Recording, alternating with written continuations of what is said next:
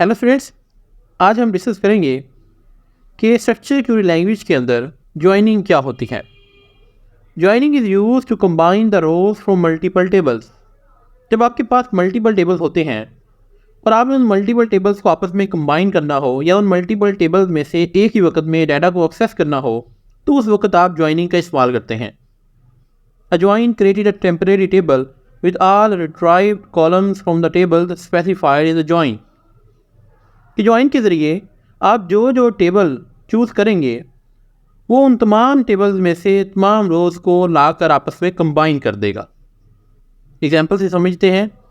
Let's suppose आपके पास एक table ए है और एक टेबल बी है। सिंटैक्स इसका कुछ यूँ होगा, select static from A comma B. अब ये क्वेरी क्या करेगी, ये ए और बी दोनों टेबल में से तमाम की तमाम रोज़ को सिलेक्ट करेगी और आपको एक रिजल्टेंट टेबल शो करेगी जिसके अंदर ए और बी दोनों का डाटा मौजूद होगा। यहाँ बेसिकली हमने किया है, यहाँ हमने ज्वाइनिंग परफॉर्म की है। अब ये ज्वाइनिंग डिफरेंट टाइप्स की होती है। There are 3 types of joining. Joining की जो मेजर टाइप्स हैं वो 3 हैं: simple join, self join, outer join. आज हम इनमें से 2 टाइप्स को डिस्कस करेंगे, सिंपल ज्वाइन और सेल्फ ज्वाइन क्या होती है। सबसे पहले बात करते हैं simple join. Simple join is the most common type of joining. ये सबसे ज़्यादा इस्तेमाल होने वाली ज्वाइनिंग की एक टाइप है। It retrieve data from 2 tables. कि 2 टेबल्स में से डाटा को रिट्राइव करने के लिए इस्तेमाल होती है। These tables should have a common column और set of column that can be logically related. अब इसके लिए एक कंडीशन है कि जो 2 टेबल्स के लिए आप इसको इस्तेमाल करेंगे उन दोनों टेबल्स में आपके पास कोई ना कोई कॉलम सेम होना चाहिए। अगर कोई भी कॉलम दोनों टेबल में से सेम नहीं है तो उसके ऊपर आप सिंपल ज्वाइन अप्लाई नहीं कर सकते। लेट्स सपोज आपके पास एक एम्प्लॉय का टेबल है और ये एक टेबल है डिपार्टमेंट का। ये 2 टेबल आपके पास एग्जाम्पल के तौर पर हैं। इसके ऊपर हम ज्वाइन को परफॉर्म करके देखेंगे। It is further divided into equi join and non equi join. Simple join को 2 मज़ीद कैटेगरीज में डिवाइड किया गया है। पहली है equi join. A type of join that is based on equalities is called equi join. यानी कि ये जो ज्वाइन की टाइप है ये इक्वालिटीज के ऊपर बेस करती है। इसमें हम इक्वल का साइन इस्तेमाल करते हैं। The syntax of equi join is as follows. इसका सिंटैक्स कुछ यूँ होगा, आप लिखेंगे सिलेक्ट टेबल 1 कॉलम। टेबल 1 का जो कॉलम है वो उसका नेम आएगा। टेबल 2 कॉलम, टेबल 2 का कॉलम आएगा। फ्रॉम टेबल 1 और टेबल 2 आगे हम लगाएंगे वेयर कंडीशन, यानी कि किस कंडीशन की बेस के ऊपर आप डाटा को रिट्राइव करवाना चाहते हैं। हमने यहाँ पर लिखा है टेबल 1 का कॉलम 1 इक्वल हो टेबल 2 के कॉलम 2 के। यहाँ पर हमारे पास इक्वल का साइन आया है, तो यहाँ इक्वल का साइन आए इसको हम इक्वी ज्वाइन कहते हैं। एग्जाम्पल देखते हैं। Write a query that display employee number, employee name, department number, department name and location from employee and department tables।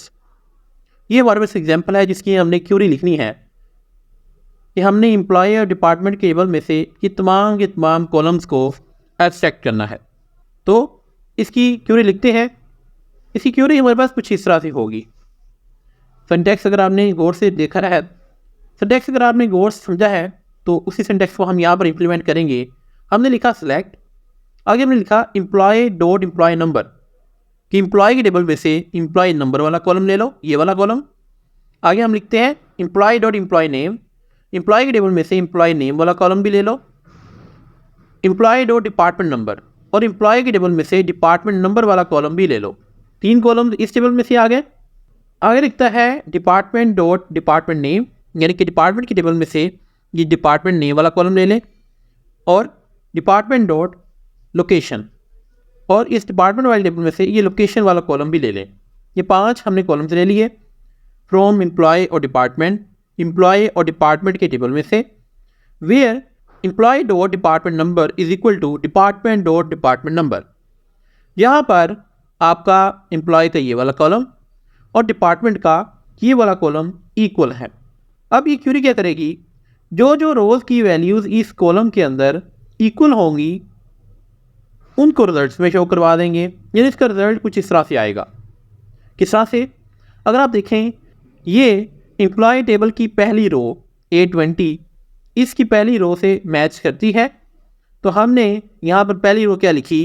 Employ number 1, employee name Ali, department number A20, department name A20 के case एक name है और location Lahore.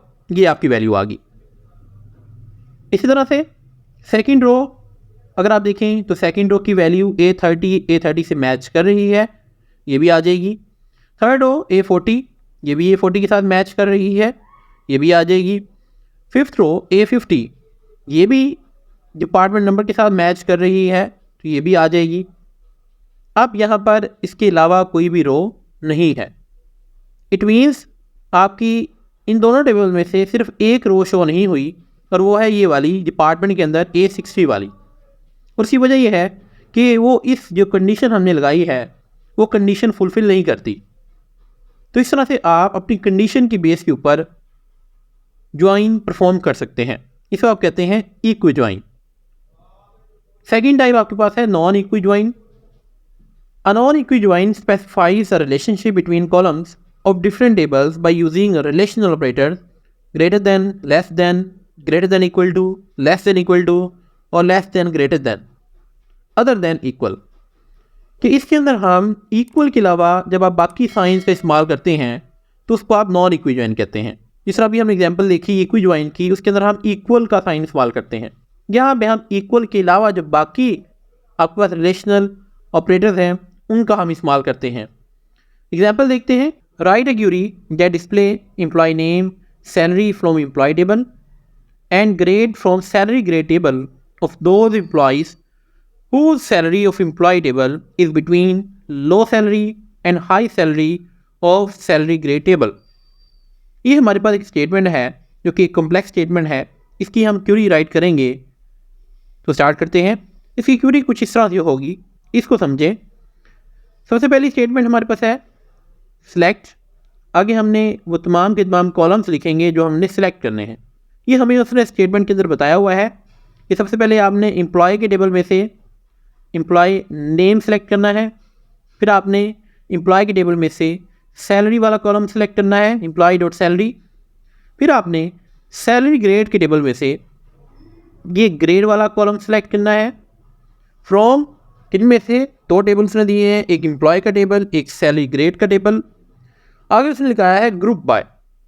Group by क्या करना है, employ dot salary, ये जो employ की सैलरी है ये वाली, इसको देखते हुए बिटवीन सैलरी ग्रेड डॉट लो सैलरी, यानी कि इस सैलरी ग्रेड के इस लो सैलरी से लेकर and salary grade dot high salary, यानी कि सैलरी ग्रेड के इस कॉलम, इन दो कॉलम्स के दरमियान जो वैल्यूज़ हैं उसके मुताबिक फ़िल्टर लगाकर हमने रिज़ल्ट शो करने हैं। अब इसका रिज़ल्ट क्या आया है, इसका रिज़ल्ट कुछ यूँ आएगा, यानी कि सिर्फ उन एम्प्लॉयज़ का डाटा यहाँ पर शो होगा जिनकी सैलरी ये लो सैलरी और हाई सैलरी के दरमियान में है। अगर हम इस 3 ग्रेड के पहले अली वाले एम्प्लॉय को देखें, इसकी सैलरी है 25,000। तो 25,000 ये 16 ग्रेड की लो और हाई सैलरी के दरमियान में आ रही है। इट मीन्स हम इसको यहाँ पर शो कर देंगे। इस तरह से इमरान 16 स्केल का एम्प्लॉय है, इसकी 33,000 सैलरी है, ये भी इस कंडीशन के अंदर फुलफ़िल हो रहा है, तो ये भी शो हो जाएगा। काशिफ 17 स्केल 50,000, ये इस कैटेगरी के अंदर लो सैलरी और हाई सैलरी के अंदर एग्जिस्ट करता है, तो ये भी शो कर देंगे।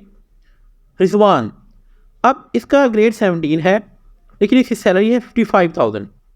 अब अगर आप इसको देखें लो सैलरी और हाई सैलरी के दरमियान, तो यहाँ पर ये कंडीशन को फुलफ़िल नहीं कर रहा, तो इट मीन्स हम ये रिजवान वाली रो को यहाँ पर स्किप कर देंगे क्योंकि ये हमारी कंडीशन को फुलफ़िल नहीं कर रही। इस तरह से ये 5 वाली रो भी कंडीशन को फुलफ़िल कर रही है, तो हमारे रिजल्ट्स के अंदर ये शामिल हो जाएगी, तो ये आपका रिज़ल्ट आ जाएगा। ये हमारे पास थी non equi join. Next type की बात करते हैं जो कि है self join. A self join a database management system is a regular join, but instead of joining two different tables, it joins a table with itself। ये नाम से पता चल रहा है कि सेल्फ का मतलब होता है अपने साथ।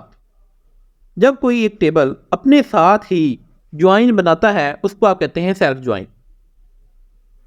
Let's consider a simple example to illustrate a self join. Suppose we have a table named employees. हमारे पास टेबल है एम्प्लॉइज का। In this table each employee has a manager and the managers are also employees in the same table. अगर आप यहाँ पर देखें तो हर एम्प्लॉय का कोई ना कोई मैनेजर है। तो कोई मैनेजर नहीं है, यहाँ पर नल है। बॉब का मैनेजर है जिसकी आईडी 1 है। चार्ली का मैनेजर है जिसकी आईडी 1 है। डेविड का मैनेजर है जिसकी आईडी 2 है। इस तरह से कह रहा है कि हर एम्प्लॉय का कोई ना कोई मैनेजर है। लेकिन अगर आप यहाँ पर देखें ये मैनेजर जो है ये इटसेल्फ इज़ अ एम्प्लॉय। ये मैनेजर भी तो एम्प्लॉय है ना, यानी ये जो मैनेजर 1 है ये रिप्रेजेंट बेसिकली कर रहा है एलिस को जिसकी आईडी है 1। इस तरह से ये जो मैनेजर आईडी 2 है ये रिप्रेजेंट कर रही है बॉब को, यानी कि डेविड का जो मैनेजर है वो 2 है। 2 मीन्स बॉब है, बॉब मैनेजर है डेविड का। क्योंकि manager itself is a employee तो वो भी इस टेबल के अंदर शामिल है। तो यहाँ पर इस टेबल का अपने साथ ही ज्वाइन बन सकता है। किस तरह से? The manager ID columns refer to the employee ID. ये जो मैनेजर आईडी वाली कॉलम है ये एम्प्लॉय आईडी को ही रेफर कर रही है। If we want to create a list showing each employee and their manager name we can use a self join. अगर हम ये चाहते हैं कि हमारे पास एक टेबल शो हो जिसके अंदर हर एम्प्लॉय के मैनेजर का नेम शो हो, यहाँ पर अगर आप देखें तो हर एम्प्लॉय के मैनेजर का नेम नहीं शो हो रहा। यहाँ पर अगर हम उसका नेम शो करना चाहते हैं तो हमें यहाँ पर सेल्फ ज्वाइन लगाना पड़ेगा। इसकी क्यूरी कुछ इस तरह से होगी। सबसे पहले आप लिखेंगे सिलेक्ट, आगे हम लिखे E1 डॉट नेम। अब यहाँ पे आप पूछेंगे ये E1 क्या है। बेसिकली जब हम सेल्फ ज्वाइन अप्लाई करते हैं तो हम अपने इस टेबल के 2 वर्जन बना लेते हैं। क्योंकि सेल्फ ज्वाइन 2 टेबल्स के ऊपर अप्लाई होता है तो यहाँ पर हमने अपने इस टेबल के 2 वर्जन बना लिए हैं। एक को हमने दे दिया है E1 और दूसरे को हमने नेम दे दिया है E2। सबसे पहले हम कह रहे हैं E1 dot name as a employ.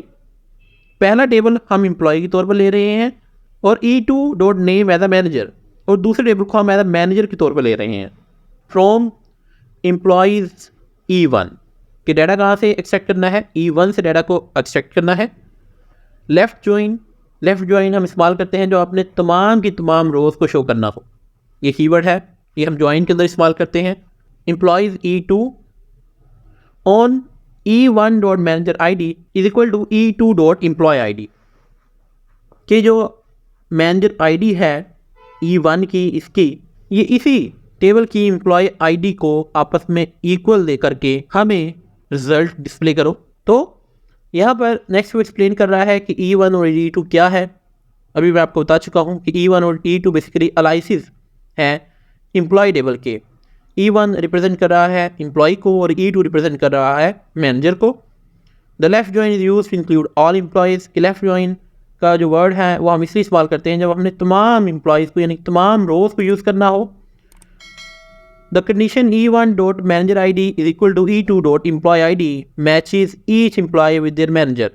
ये जो हमने कंडीशन लगाई है बेसिकली ये हर एम्प्लॉय को उसके मैनेजर के साथ मैच करने के लिए हमने ये कंडीशन लगाई है। तो इसका रिजल्ट कुछ इस तरह से आएगा कि एलिस का मैनेजर नल है तो ये नल ही आ जाएगा, यानी इसका कोई मैनेजर नहीं है। बॉब का मैनेजर ID 1 थी, यानी कि बॉब का जो मैनेजर है वो कौन है? एलिस, क्योंकि एलिस की एम्प्लॉय ID क्या है? 1 है। चार्ली का जो मैनेजर है उसकी ID 1 है। 1 किसकी है? एलिस की, यानी कि चार्ली का यहाँ पर देखें तो ये मैनेजर एलिस होगा। इस तरह से डेविड का मैनेजर 2 के हिसाब से कौन सा होगा? बॉब। और एवी का मैनेजर 3 के हिसाब से होगा चार्ली। तो ये आपके पास रिजल्ट आ जाएगा। अब ये बेसिकली रिजल्ट सेल्फ ज्वाइन की मदद से आया है कि हमने अपने इस टेबल का ज्वाइन इसी टेबल के साथ दोबारा बनाया। 2 इसके वर्जन बनाए, एक E1 और एक E2, फिर उसका ज्वाइन परफॉर्म किया तो हमारे पास ये रिजल्ट आ गए। एक कम्प्लेक्स एग्जाम्पल है, अगर आपको एक दफ़ा समझ ना आए तो आप इस लेक्चर को दोबारा देख सकते हैं। आई होप आपको क्लियर हो जाएगा। अगर आपका कोई क्वेश्चन है तो आप कमेंट सेक्शन के अंदर पूछ सकते हैं। आज के लिए इतना ही, मिलते हैं नेक्स्ट लेक्चर के अंदर। Thank you very much.